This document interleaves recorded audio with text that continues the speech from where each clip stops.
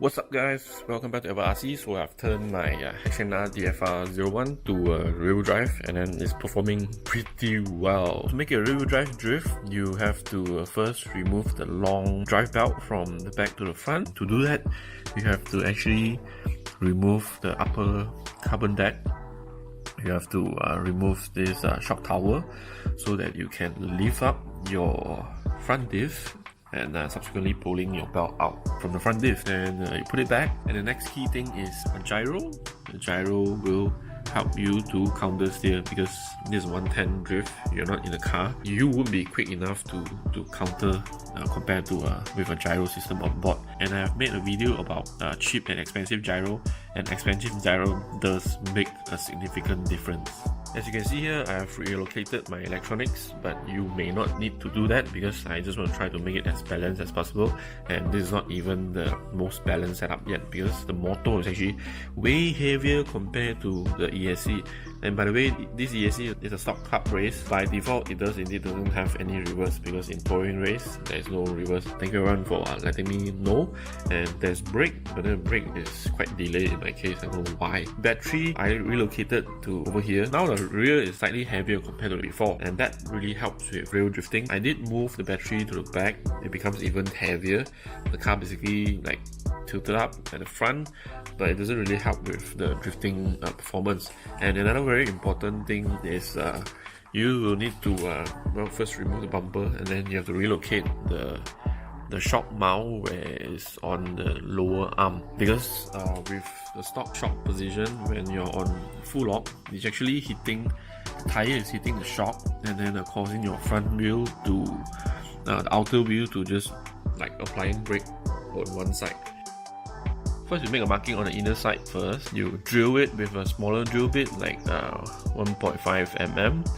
After that, you drill it with 2.5 mm drill bit. Try to be as center as possible because there's a limited amount of meat over this area. You try to drill as deep as possible and then tap it with M3's tapper. There's actually a grub, sort of like grub screw, a long version grub screw. Then you screw your metal rod end over into it and snap your shock into it. Now, as you can see on full lock, I'm not touching the shocks, and it's doing way better this way. So I'm going to show you how it drifts. Really fantastic.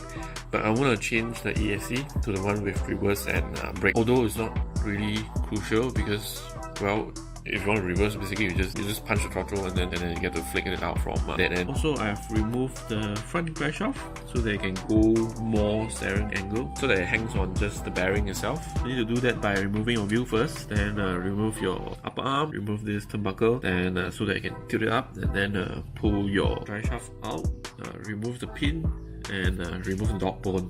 But you will need the wheel adapter side to install back there together with the bearing and install back your wheel.